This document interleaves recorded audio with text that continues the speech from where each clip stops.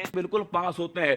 और उनमें से भी दोस्तों ऐसे ग्रुप जो प्रकृति के सबसे नजदीक है उन्हें कहते हैं आदिम जनजाति। आपने सुना होगा ना, आदिम दोस्तों जनजाति जो है इन्हीं को क्या बोलते हैं, इन्हीं को बोलते हैं पीबीटीजी कहते हैं। मती को इंग्लिश में पर्टिकुलरली वल्नरेबल ट्राइबल ग्रुप जो है कहा जाता है। मतलब कि दोस्तों आदिम जनजाति जो है जो अभी भी शिकार करते हैं, अभी भी शिकार करते हैं दोस्तों, इसके अलावा जो लिखना नहीं जानते हैं वो दोस्तों आदिम जनजातियां होती हैं। इनके विकास के लिए क्या हुआ, इनके विकास के लिए ये मिशन स्टार्ट हुआ। अब दो महत्वपूर्ण बातें हैं, अगर पूछे इन्हें अलग से ग्रुप जो है वो किस दोस्तों आयोग ने बनाया, छापेगा ढेबर आयोग। इंपॉर्टेंट क्वेश्चन है, ढेबर जो आयोग है इन्होंने 1973 में इनको अलग से ग्रुप बनाया। इनकी संख्या भारत में कितनी है, लिखो स्टार लगाओ। इनकी संख्या भारत के अंदर 75। ऐसी 75 दोस्तों आपके जो आपके दोस्तों पीबीटीजी हैं वो इंडिया के अंदर उपलब्ध है।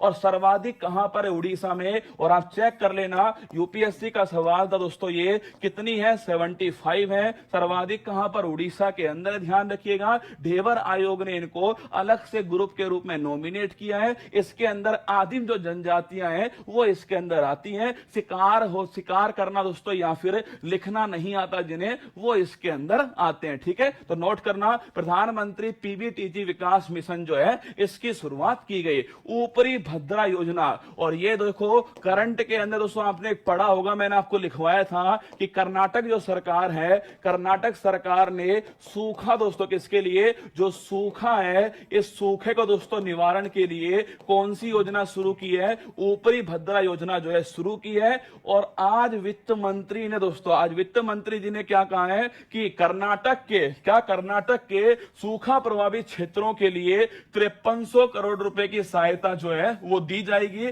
और इसके द्वारा ऊपरी भद्रा योजना जो है इसको बढ़ावा मिलने वाला है। ये नोट कर लेना, अगर पूछे आपसे सूखा से निपटने के लिए किस राज्य को 5300 करोड़ रुपए दिए जा रहे हैं, कर्नाटक को दिए जा रहे हैं। ध्यान रखिएगा और नोट करना कौन सी योजना के लिए दोस्तों, आपके ऊपरी भद्रा जो योजना है इसके लिए ये पैसा जो है वो दिया जाएगा। आगे बढ़िएगा, भारत साझा पुरालेख निधान, इसका शॉर्ट फॉर्म क्या है, भारत श्री। लिखिएगा, परीक्षा में अगर आपसे पूछे कि भारत श्री क्या है, आप परीक्षा आएंगी भविष्य में, चिंता मत करो। देखो जिन्हें लग रहा है ना कि भाई साहब मैं तो सरकार के पक्ष में हूं, या फिर जिन्हें लग रहा है कि बजट जो है वो हमारे कोई काम का नहीं है, बजट कैसा था मैं इस बात पे बात ही नहीं कर रहा। मैं केवल आपसे इतनी बात कर रहा हूं कि ये बजट से परीक्षा में कौन सा सवाल बन सकता है, हमें तो वो देखना रसगुल्ला कि सवाल कौन सा आ सकता है। ठीक है, सुनो मेरी बात को। एक दोस्तों आपके योजना स्थापित की है जिसका नाम है भारत श्री। फुल फॉर्म क्या है, भारत साझा पुरालेख निधान जो है ये इसकी फुल फॉर्म है। मतलब दोस्तों क्या हो गया, मतलब हो गया आपके जो भी हमारे पुराने दोस्तों अभिलेख हैं, जो भी दोस्तों पुराने अभिलेख हैं ना, उनको डिजिटलीकरण करना ये उद्देश्य है। क्योंकि दोस्तों कभी ना कभी जो है वो समाप्त हो ही जाएंगे, आप जानते हो कभी ना कभी समाप्त होंगे। अगर वो डिजिटल रूप से हमारे पास होंगे तो भविष्य में हमारे साथ रहने वाले। ठीक है, तो 1 लाख प्राचीन पुरालेख जो है इनको दोस्तों डिजिटलीकरण करने के लिए भारत श्री का शुभारंभ हुआ है। भारत साझा पुरालेख निधान जो है ये इसका नाम हो गया। आगे देखिएगा, ये सारी बातें मैंने आपसे कही। अरे बताओ सेकंड प्राथमिकता कौन सी है, सेकंड दोस्तों प्राथमिकता हो गई आपके अंतिम छोर तक पहुंचना जो है सेकंड प्राथमिकता है। इसके अंदर हमने किसकी बात करी है, प्रधानमंत्री पीबीटीजी विकास मिशन जो है इसकी बात करिए। पीबीटीजी बताओ कमेंट बॉक्स में कितने भारत के अंदर पीबीटीजी ग्रुप है, कमेंट बॉक्स में छाप दीजिएगा।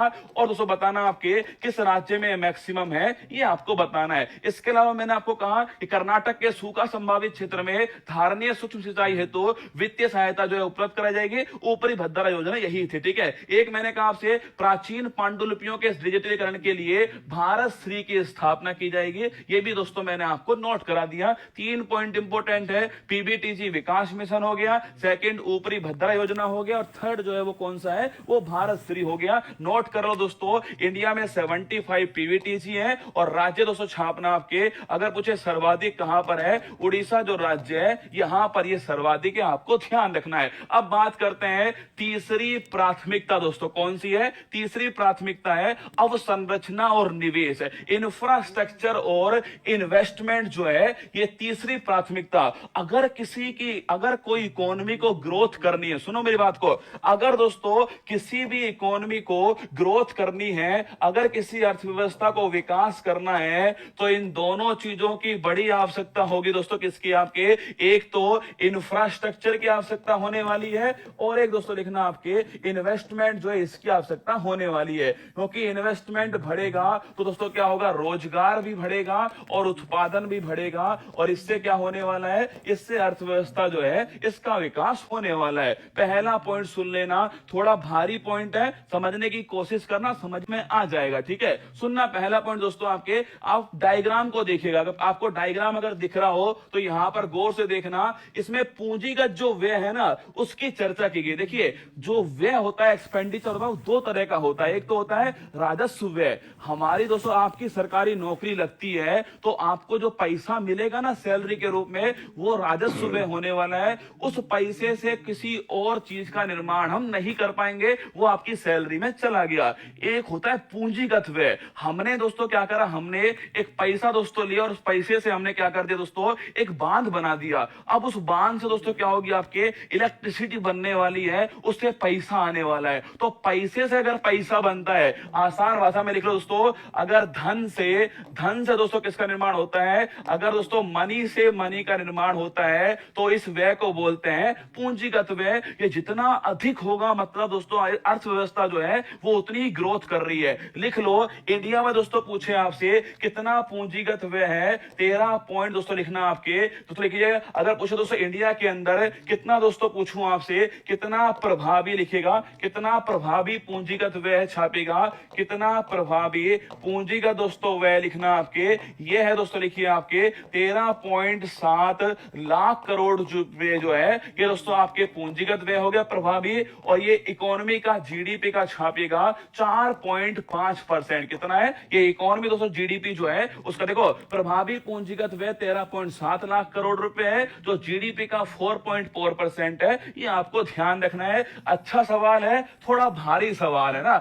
बजट को दोस्तों पढ़ना आसान भी है और थोड़ा भारी भी है, ठीक है। तो ये लाइन आपको नोट करनी है। आगे बढ़िएगा मेरे साथ में। रेलवे के लिए 2.40 लाख करोड़, 75,000 भर्तियां। सुन लो, आपके काम की बात है। रेलवे के लिए कितना पैसा दिया गया है? 2.40 लाख करोड़। अभी दोस्तों मैं आपको दिखाता हूं, जो हमारी दोस्तों वित्त मंत्री जी है ना, उन्होंने दोस्तों जो इसके बारे में बताया था ना, वो एग्जैक्ट लाइन आपको पढ़ के सुना रहा हूं। क्या वो जो लाइन उन्होंने कही है उसी लाइन को आपको पढ़ के सुना रहा हूं दोस्तों। रेलवे के लिए देखिए, रेलवे के लिए उन्होंने बोला है कि रेलवे के लिए 2.40 लाख करोड़ के पूंजीगत परिव्यय का प्रावधान किया गया है। अब तक का यह सर्वाधिक परिव्यय वर्ष 2013-14 में किए गए व्यय की तुलना में 9 गुना था। मतलब दोस्तों ये जो व्यय है ना वो 2014 की तुलना में कितना? ये इसकी तुलना में 9 गुना है दोस्तों। अब जो किया गया है रेलवे के लिए, अब तक का सर्वाधिक दोस्तों क्या होने वाला है? रेलवे के लिए सर्वाधिक दोस्तों आपके व्यय होने वाला है। एक बात अपने कान पर दोस्तों सोच कर बताओ मुझे कि सर्वाधिक ही तो होगा। सोच के देखो दोस्तों कि भाई दोस्तों क्या बढ़ने वाली, दोस्तों मुद्रास्फीति बढ़ रही है, इन्फ्लेशन बढ़ रहा है, तो अभी भी दोस्तों सर्वाधिक ही तो होगा। मतलब तुम ये कह रहे हो कि ये अब तक का सर्वाधिक है, सर्वाधिक ही होगा दोस्तों। अरे मुद्रा की वैल्यू दोस्तों 2013 के अंदर सोचिए आप, 5 रुपए में कितना सामान आता था, आज 5 रुपए में कुछ भी नहीं आ रहा। सोच के देखो आप।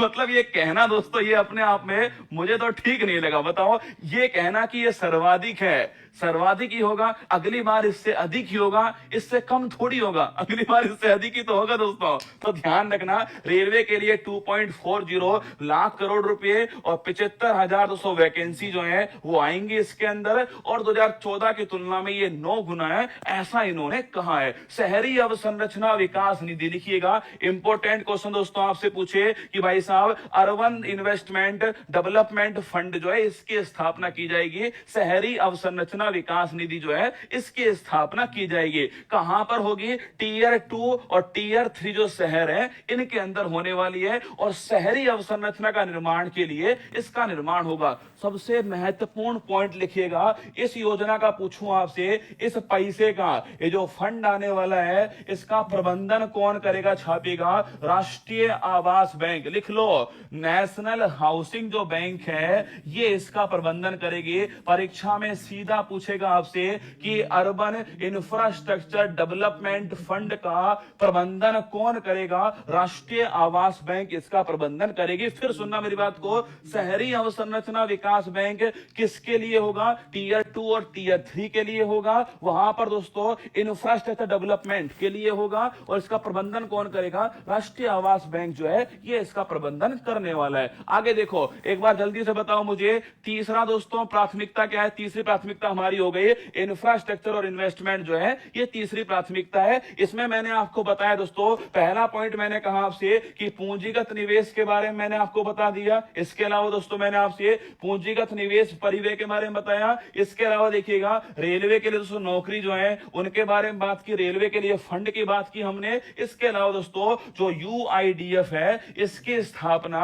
श्रेणी 2 और श्रेणी 3 शहरों में शहरी अवसंरचना का सृजन के लिए किया जाएगा। ये पॉइंट हमने डिस्कस किया। अगला देखिएगा, सक्षमता को सामने लाना जो है ये दोस्तों चौथी प्राथमिकता आपके सामने है। सक्षमता को सामने लाना ये चौथी प्राथमिकता है। इसके अंदर पहला प्रारंभ दोस्तों हुआ है आई गोठ कर्म योगी। देखो मतलब दोस्तों इस बजट में योजनाएं तो ऐसी ऐसी आई है ना, आप कहोगे गुरुजी मौज हो गई है ना। योजनाएं तो बहुत है इस बजट के अंदर, कितनी प्रभावी होंगी वो देखने वाली बात होगी। सुनो, आई गोठ कर्म योगी, इस बजट को पढ़ना अपने आप में दोस्तों साहसिक कार्य था। सुनना मेरी बात को, मिशन कर्म योगी शुरू किया एक बार दोस्तों, किसने? आपके मिशन कर्म योगी शुरू किया भारत सरकार के द्वारा। जो भी सिविल सेवक है